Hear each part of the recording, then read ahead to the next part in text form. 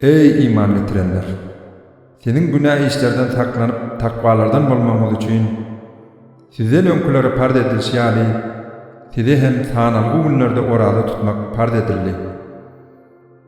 Biz sizden bir adam orada günlerinde hassa ýa-da ýolagçy bolsa we agzyny açsa, ol sanalgy günleri tutup bilmedik günleriniň kazasyny başga günlerde tutar. Ýaşy ýa-da ejizligi sebäpli agyz beklemäge ýaramaýan adamlar bir miskinin bir günlük tagam mukdary ýaly fidye tölek etmeli. Kim öz üslegi bilen has artyk ýaşalyk etse, gereginden artyk berse, ol ýaşalyk onuň özünedir, öz wähbidinedir. Eger bilseňiz, agyz beklemäňiz sizin üçin fidye bermekden ýa-da hassalyk sebäpli agyz açmaňyzdan has haýyrlydyr. Ramazan ayı insanlara doğru ýoly hidayeti görkezýän, doğru bilen egri ýol bir-birinden tapawutlandyrýan, äşkar alamatlar özüne jemleýän Kur'anyň indirilen aýydyr. Kim bu aýy etse, onda agyz beklesin. Sizden bir adam bu aýda hassa ýa-da ýolagçy bolsa, ol tutup bilmedik sanaly günleriň kazasyny başga günlerde tutar. Allah ibadatlaryň sizin üçin ýeňil bolmagyny isleýär. Size kyn bolmagyny islemýär. Bular sizin orada aýynyň sanaly günlerini dolu tutmaňyz we onuň sizi dogry ýola gönükdirenligi üçin Allahyny hamd sena bilen wasf we şükür etmeňiz üçindir. Bennelerim senden men marady sorasalar sen aýt. Takyk men olara ýakyndyryň. Menden dileg edýän wagtynda dileg edýäniň dilegini kabul ederim. Hak ýola ýetmekler üçin bennelerim meniň çağrışyma gulak asyp, maňa iman getirsinler. Size orada gijelerine aýallaryňyza ýanaşmak halal edildi. Olar sizin libaslaryňyzdyr, örtügiňizdir. Siz hem olar üçin libassyňyz. Allah sizin özüňize erwetlik edýänligiňizi bildi ve tobaňyzy kabul edip, sizin günahlarınızı bağışlady. Sizin orada gijelerinde olara aýallaryňyza ýanaşyp bilersiňiz. Ve Allah'ın sizin üçin ýazgy deden zadyny perdet edilmegi gözlän. Siz seher çagy, sizin ak sapak, gara sapakdan saýgarlýança iýiň we içiň, soň akşama çelli gün ýaşaýança agyz bekleň. Mescitlerde ıktikafa, ibadata oturanyňyzda aýallaryňyza ýanaşmaň. Bular Allah'ın çäkleridir. Olara golaylaşmaň.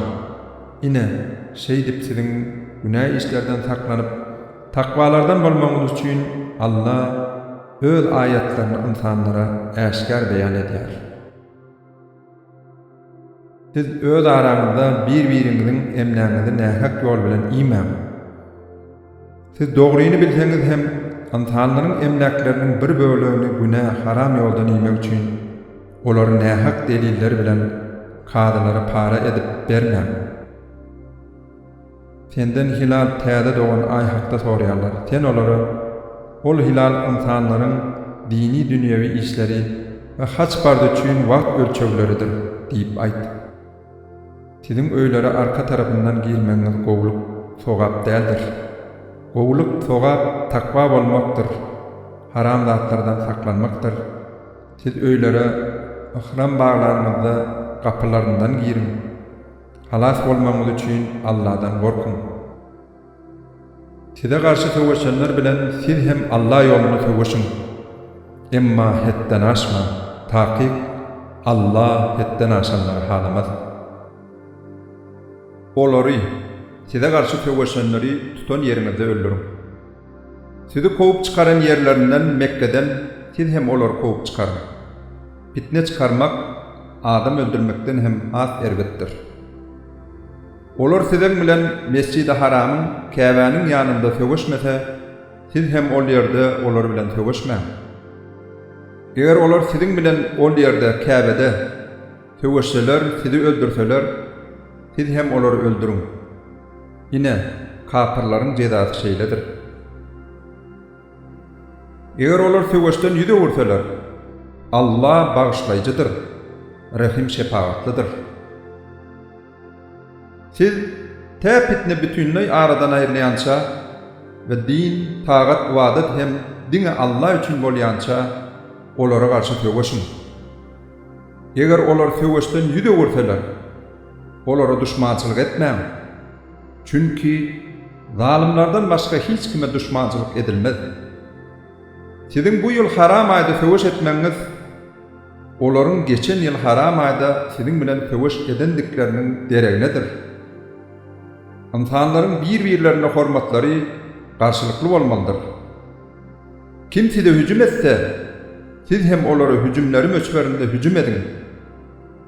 Allah'dan korkun ve Allah'ın takvalar bilen biledigini bilip koyun.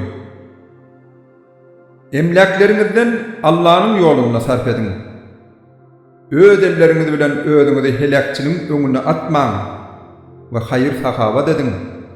Taky Allah hayır sahabat edýänleri halayandyr. Allah üçün haç bardyny ve umra ziyaretini berjay edin.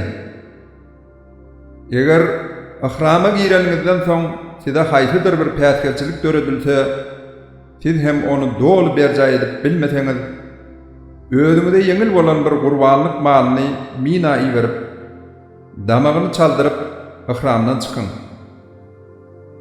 Gurbanlyk maly barmaly ýerine mina barýança, kelläňizi, saçyňyzy sıyırmaň. Sizden kim hassa bolsa, ýa-da kellesinde bir ezet berýän ýarasy bar bolsa, onu ol orada tutup, ýa sadaka berip, ýa-da gurbanlyk çalyp, fidye, tölew bermelidir.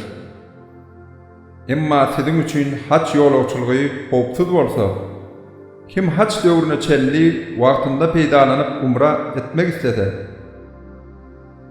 özüne yeňil bolan gurbanlyk çalmak wajypdyr.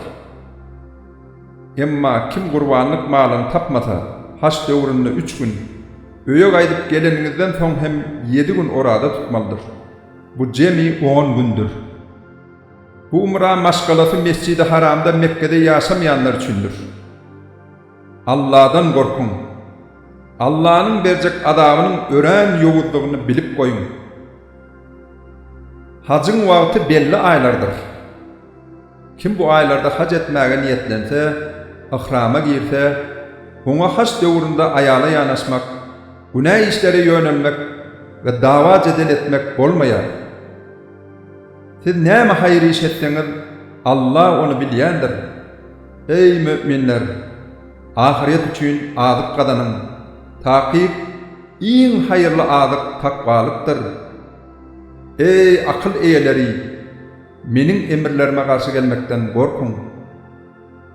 Haç döwründe sewda edip, Perwerdigaryňyzdan geljek bir fazly keremi, gadanjy gözlemeňiz siziň üçin günäh däldir. Arafatda wakfa durup, soň Silýal bolup akyp Müzdelifa gaýdanygynda Meşkar Haramyň ýanynda Allahny ýatlaň.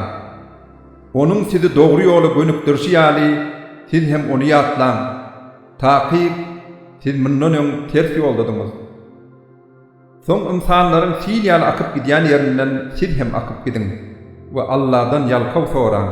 Taky Allah bagyşlaýjydyr, rahim şefaatlydyr. Haç parda desturlaryňyzy berjay edip bolanyndan soň öň ata-babalaryňyzy buýtunyp ýatlaýşyňyz ýaly, hatda olardan hem has beter Allahny ýatlaň.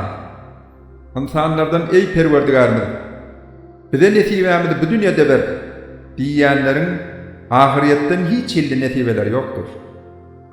Olaryň käbiri bolsa, ey Perwerdigarymyz, bize bu dünýede de gowluk, halal rızkal ber. Ahiretde hem gowluk, ýalkaw ber ve bizi o dowda hadafından gowra diýýärler. Ine, olara gadanan zatlaryndan uly bir nesibe bardyr. Allah'ın hasaby tiz gelýändir.